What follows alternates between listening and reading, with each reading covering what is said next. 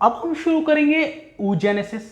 देखिए, spermatogenesis formation of sperm, oogenesis formation of ovum. अब ovum का फॉर्मेशन कैसे होगा अब हम यहां पर ये समझेंगे। चलिए शुरू करते हैं। तो oogenesis में आप क्या सीखोगे? आप सीखोगे कि oogenesis कितने स्टेप में होती है, मतलब 3 step, same to same spermatogenesis की तरह। Multiplication, growth phase and maturation phase, same to same वही है। वहां पर सेमनीफेरस ट्यूब्यूल ऑफ टेस्टिस में हो रही थी स्पर्मेटोजेनेसिस, हार्मोन के इन्फ्लुएंस पे। यहां पर यही काम ओवरी में हो रहा है, हार्मोन के इन्फ्लुएंस पे। देखिए, जर्म सेल यानी उगोनिया पहले माइटोसिस से मल्टीप्लाई करेगी, नंबर ऑफ सेल इंक्रीज होंगी, मतलब बहुत सारे उगोनिया बन जाएंगे। अब ये उगोनिया ग्रो करके साइज इंक्रीज करेगी, नाम होगा प्राइमरी oocyte। वहां पर क्या बोलते थे? Primary spermatocyte. यहां क्या बोल रहे हैं? Primary oocyte। इसमें होगा मियोसिस फर्स्ट, और मियोसिस फर्स्ट से 2 सेल्स फॉर्म होंगे। वहां भी यही होता था, मियोसिस होती थी, 2 सेल बनती थी। लेकिन यहां पर चेंज है। वहां पे जो 2 सेल्स बनती थी दोनों को सेकेंडरी स्पर्मेटोसाइट कहते थे, लेकिन यहां पर एक सेल को बोलते हैं सेकेंडरी oocyte और एक सेल को बोलते हैं फर्स्ट पोलर बॉडी, और ये बेकार है, ये ओवम नहीं फॉर्म करती। फिर से देखो, प्राइमरी oocyte में मियोसिस फर्स्ट होगी, 2 सेल फॉर्म होंगी, एक होगी सेकेंडरी oocyte, एक बनेगी फर्स्ट पोलर बॉडी, और ये बेकार है, ये ओवम फॉर्म करने में हेल्प नहीं करती, ये बनाती नहीं ओवम। जबकि वहां क्या होता था, 2 सेकेंडरी स्पर्मेटोसाइट बनते थे और दोनों स्पर्म फॉर्म करते थे। ठीक, हाँ, ये डिवाइड करके 1 से 2 पोलर बॉडी कर लेगी। ठीक, तो आपने क्या देखा, पहले यूगोनिया ने डिवाइड करा, नंबर ऑफ यूगोनिया बढ़ गए।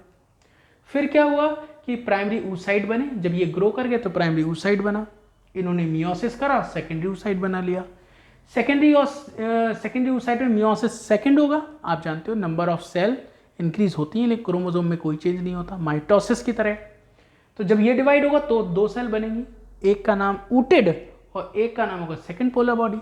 अगेन ये भी बेकार है, ये भी ओवम नहीं फॉर्म करेगी। ठीक, और बाद में ये ooted ओवम में कन्वर्ट हो जाएगा। तो सीक्वेंस क्या है? Oogonia, primary oocyte, secondary oocyte, ooted, then ovum. ठीक, यहां पर एक जर्म सेल से एक ओवम बन रहा है, और वहां पर क्या था, एक जर्म सेल से 4 स्पर्म फॉर्म हो रहे थे। यहाँ क्या है, एक जर्म सेल से एक ओवम बनेगा, और वहां पर एक जर्म सेल से एक ओवम बन रहा है। अब क्वेश्चन आ सकता है कि एक ओवम को बनाने के लिए कितनी बार मियोसिस करनी पड़ी? तो क्या बताओगे? 1 टाइम। आप ये मत कह देना एक मियोसिस ये, एक मियोसिस ये, ना ना, ये तो स्टेप है। मियोसिस तो एक ही है, एक ही मियोसिस में तो 2 स्टेप होते हैं। तो आप क्या बताओगे?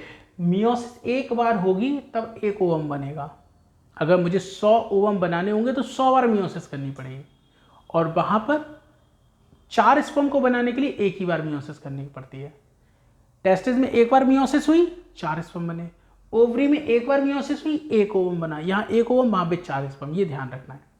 ठीक, क्वेश्चन आता है एक प्राइमरी oocyte से, एक प्राइमरी oocyte से कितने ओवम और कितने पोलर बॉडी बनेंगे? तो आप बताओगे एक प्राइमरी oocyte से एक तो ओवम बनेगा, और 2 ये और एक ये डिवाइड नहीं करता है, केवल ये डिवाइड करता है। तो टोटल 3 पोलर बॉडी और 1 ओवम बनेगा। क्या बताओगे? 3 polar body and 1 ovum form होता है एक प्राइमरी oocyte से, एक प्राइमरी oocyte से बाय सिंगल मियोसिस। बताओ यहां तक बात समझ में आई या नहीं आई? नहीं आई। अब कुछ और भी पॉइंट आ गई होगी, इतना तो आ गया होगा। अब कुछ पॉइंट सुनिए। स्पर्मेटोजेनेसिस टेस्टिस में कौन सी एज में स्टार्ट होते हैं?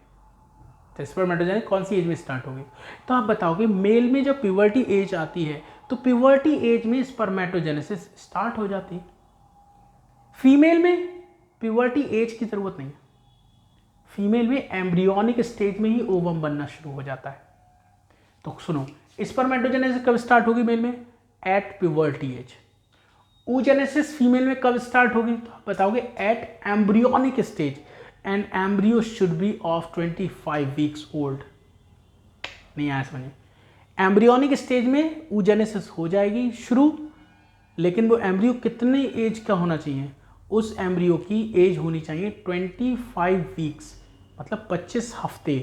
इसका मतलब होगा लगभग 6 महीना 1 हफ्ता, ठीक है ना। 1 महीने में 4 होते वीक्स, तो 6 महीने प्लस 1 वीक का जब एम्ब्रियो हो जाएगा तब उसकी ओवरीज लाइक हो जाएगी कि उसमें oogenesis स्टार्ट हो जाए। तो oogenesis एम्ब्रियो में एम्ब्रियोनिक स्टेज में स्टार्ट होती है, स्पर्मेटोजेनेसिस प्यूबर्टी पे स्टार्ट होती है, ठीक। अच्छा, उसमें फीमेल में एम्ब्रियो कितना पुराना होना चाहिए, 25 वीक्स का। जैसे मदर है, मदर के यूट्रस के अंदर मदर है, मदर के यूट्रस के अंदर क्या है, बेबी। मदर के यूट्रस के अंदर बेबी गर्ल का डेवलपमेंट हो रहा है, अभी वो एम्ब्रियो, जब वो 25 हफ्ते का एम्ब्रियो हो जाएगा, मतलब 6 महीने की प्रेगनेंसी हो जाएगी, तब उसके अंदर oogenesis स्टार्ट हो जाएगी, ठीक है। ये 2 बातें समझ में आ गई। अच्छा, अब यहाँ पर कुछ इंपॉर्टेंट चीज़ें हैं जो आपको समझना ज़रूरी है। क्या ज़रूरी है, प्राइमरी oocyte मियोसिस फर्स्ट कैसे करता है। देखो, प्राइमरी oocyte में जब मियोसिस फर्स्ट होगी तो सबसे पहले क्या होगी, कैरियोकाइनेसिस, मतलब न्यूक्लियस का डिवीजन। फिर से सुनो, प्राइमरी oocyte में जब मियोसिस फर्स्ट होगी तो वो कैसे होगी, इस तरह से। पहले मियोसिस फर्स्ट में पहले होगा कैरियोकाइनेसिस, कैरियोकाइनेसिस में क्या होगा, प्रोफेज फर्स्ट, और प्रोफेज फर्स्ट में भी क्या होगा, leptotene, zygotene, pachytene, diplotene and diakinesis. जैसे ये डाइकाइनेसिस कंप्लीट होगा उसके बाद क्या होना था, मेटाफेज फर्स्ट, लेकिन प्रोसेस यहीं रुक जाएगा। फिर से समझो, जो फीमेल का एम्ब्रियो मदर के यूट्रस में है वो 25 वीक का हो गया है, उसमें oogenesis स्टार्ट हो गई है, उसका जो प्राइमरी oocyte है उसने डिवाइड करना शुरू करा है, उसमें न्यूक्लियस डिवाइड हो रहा है बाय प्रोफेज फर्स्ट, उसमें ये भी हो गया फेस, लेप्टोटीन हो गया, जाइगोटीन हो गया, पैकिटीन हो गया, डिप्लोटीन हो गया, डाइकाइनेसिस हो गया। जैसे ही डाइकाइनेसिस कंप्लीट होगा, हम ये भी कह सकते हैं डाइकाइनेसिस कंप्लीट होगा, हम ये भी कह सकते हैं जैसे ही प्रोफेज फर्स्ट कंप्लीट होगा उसके बाद क्या होना था, मेटाफेज फर्स्ट। ये प्रोसेस नहीं होगा, oogenesis का प्रोसेस वहीं सस्पेंड हो जाएगा, मतलब वहीं रुक जाएगा, ठीक। अब क्वेश्चन आता है आपसे, फीमेल में जो oogenesis का पहली बार सस्पेंशन है वो कब होता है, तो आप बताओगे at the stage of prophase first या फिर एट डाइकाइनेसिस स्टेज। जो oogenesis है स्टार्ट कब हुई, एम्ब्रियो में, कितना पुराना एम्ब्रियो, 25 वीक का, ठीक। फिर आप बताओगे, फिर आपसे पूछेंगे अच्छा ठीक है, तो ये पहली बार प्रोसेस कब रुकता है, तो आप बताओ कि एम्ब्रियोनिक स्टेज में ही रुक जाता है। 25 हफ्ते का एम्ब्रियो हुआ, उसमें oogenesis स्टार्ट हुआ, oogenesis में प्राइमरी oocyte बन गए, इन्होंने डिवाइड करना भी शुरू कर दिया, लेकिन डिवीजन का प्रोसेस बस यहीं तक पहुंचा, इसके आगे नहीं हो पाया, प्रोसेस यहीं रुक गया। अच्छा, oogenesis सस्पेंड हो गया, हाँ हो गया। अब ये स्टार्ट कब होगा, अब देखो, अब ये स्टार्ट होगा प्यूबर्टी एज पे, मतलब बेबी जो है अंदर है अभी मदर के, उसकी बर्थ होगी, जब उसकी बर्थ हो जाएगी तो धीरे धीरे धीरे धीरे उसकी एज बढ़ेगी, 1 साल की होगी, 2 साल की होगी, 3 साल की होगी, ऐसे करते करते उसकी प्यूबर्टी एज आएगी, वही 9 से 11 की एज, ठीक है।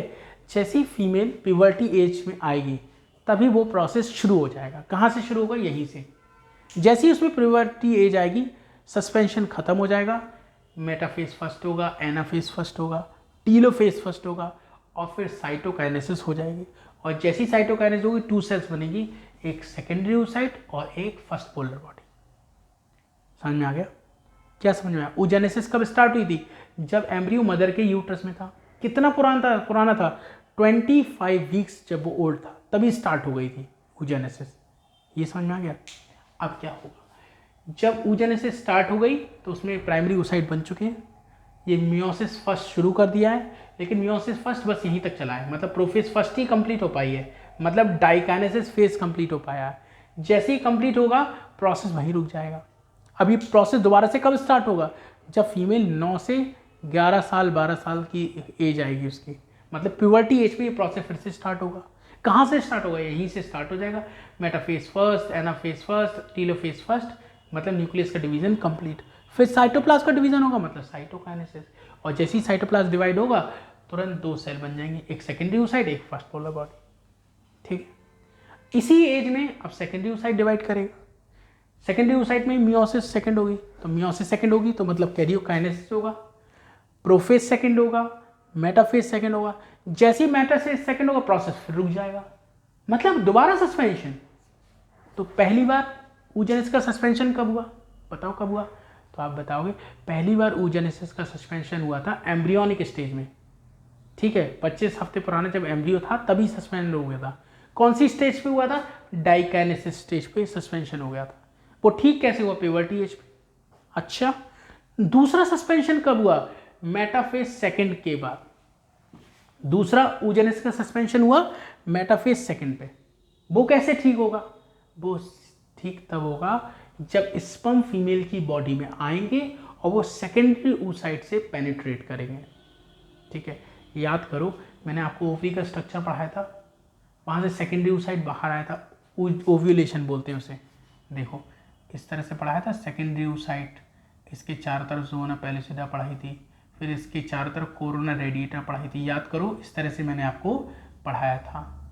ये कहाँ प्रेजेंट था? फैलोपियन ट्यूब, ठीक है। तो सेकेंड सस्पेंशन हो गया था मेटाफेज सेकेंड पे। उस समय पर सेकेंडरी oocyte डिवाइड पूरी तरह से नहीं हो पाया। भाई सेकेंडरी oocyte जो है उसने मियोसिस सेकेंड शुरू कर दी, उसमें प्रोफेज सेकेंड भी हो गया, मेटाफेज सेकेंड भी हो गया और उसके बाद प्रोसेस रुक गया। अब ये सेकेंडरी oocyte जो है, ये है सेकेंडरी oocyte, ये तो बता सेकेंडरी oocyte, ये स्पर्म का इंतजार करेगा।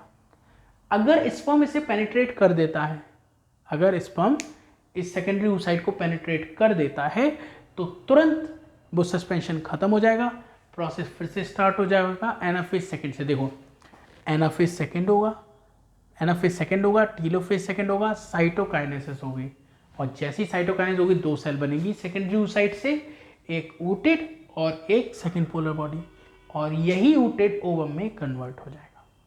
तो आपसे क्वेश्चन आएगा oogenesis कब स्टार्ट होगी? एम्ब्रियो में। प्रोसेस कितनी बार सस्पेंड होगा oogenesis का? 2 बार। पहली बार कब होगा? एम्ब्रियो में। कौन सी स्टेज में? तो आप बताओगे डाइकाइनेसिस पे। ये सस्पेंशन कैसे ठीक होगा? प्यूबर्टी एज आएगी, ठीक हो जाएगा, प्रोसेस फिर से स्टार्ट हो जाएगा, ठीक है। सेकेंड सस्पेंशन कब होगा? मेटाफेज सेकेंड की स्टेज पे। ये कैसे ठीक होगा? स्पर्म के पेनिट्रेशन से, ठीक है। यहां तक बात समझ में आ गई। जब पहली बार सस्पेंशन हुआ था तो कौन सा प्रोसेस हो रहा था? प्राइमरी oocyte डिवाइड हो रहा था, मियोसिस फर्स्ट कर रहा था। सेकेंड बार सस्पेंशन हुआ तो कौन डिवाइड कर रहा था? सेकेंडरी oocyte डिवाइड कर रहा था, मियोसिस सेकेंड से कर रहा था। इतनी बातें समझ में आई नहीं आई? तो ये हमारा oogenesis है। पहले तो सीक्वेंस याद करो, oogonia, primary oocyte, secondary oocyte, ooted ovum, ठीक। प्राइमरी oocyte मियोसिस से डिवाइड करती है एम्ब्रियोनिक स्टेज में, प्रोसेस सस्पेंड हो जाता है डाइकाइनेसिस पे, प्यूबर्टी आ जाएगी, ठीक हो जाएगा, फिर से प्रोसेस शुरू हो जाएगा। सेकेंडरी oocyte डिवाइड करता है मियोसिस सेकेंड से, प्रोसेस सस्पेंड हो जाता है मेटाफेज सेकेंड पर। जैसे ही स्पर्म का पेनिट्रेशन होगा प्रोसेस फिर से ठीक हो जाएगा, मतलब यही प्रोसेस चलेगा और ooted बनेगा, देन ओवम बनेगा, और यही हम चाहते थे ओवम बनाना। तो यहाँ तक आपको समझ में आ गया होगा। मैं पॉइंट्स लिख रहा हूँ, देखिए क्या।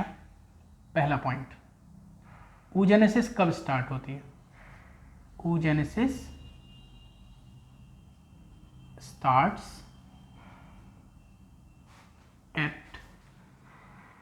starts in embryonic stage, starts in embryonic stage। और एम्ब्रियोनिक स्टेज में एम्ब्रियो कितना पुराना होना चाहिए? एम्ब्रियो कितना पुराना होना चाहिए? 25 वीक्स ओल्ड एम्ब्रियो। तो इतना पुराना एम्ब्रियो तो होना ही चाहिए। दूसरा, oogenesis का फर्स्ट सस्पेंशन कब होता है? फर्स्ट सस्पेंशन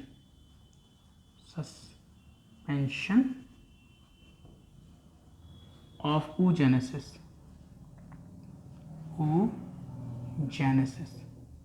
कब होगा बताओ? तो आप क्या बताओगे? At diakinesis, at diakinesis. Second suspension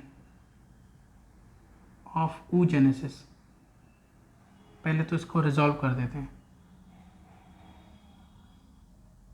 first suspension कब होगा? डाइकाइनेसिस पे, और रिजॉल्व कैसे होगा, रिजॉल्व बाय प्यूबर्टी। ठीक, डाइकाइनेसिस पे सस्पेंशन होगा, प्यूबर्टी ये जाएगी, रिजॉल्व हो जाएगा। फिर आपसे पूछेंगे सेकंड सस्पेंशन कब होगा, तो आप बताओगे सेकंड सस्पेंशन होगा, बताओ कब होगा, तो आप बताओगे सेकंड सस्पेंशन ऑफ oogenesis होगा at metaphase second, metaphase second, metaphase second stage होगी, उसी पे सस्पेंड हो जाएगा। और रिजॉल्व कैसे होगा, तो आप बताओगे रिजॉल्व बाय प्यूबर्टी हो गया था, और ये होगा स्पर्म पेनिट्रेशन से, स्पर्म पेनिट्रेशन। आगे समझ में? तो यहां तक हो गया हमारा स्पर्मेटोजेनेसिस और oogenesis। तो ये गैमेटोजेनेसिस हमारा कंप्लीट हो गया। अब नेक्स्ट वीडियो में हम पढ़ेंगे मेंस्ट्रुअल साइकिल। तो यहाँ तक बस इतना ही रखते हैं, इसके आगे हम नेक्स्ट वीडियो में देखेंगे। थैंक यू सो मच बच्चों, bye bye, take care, have a nice day.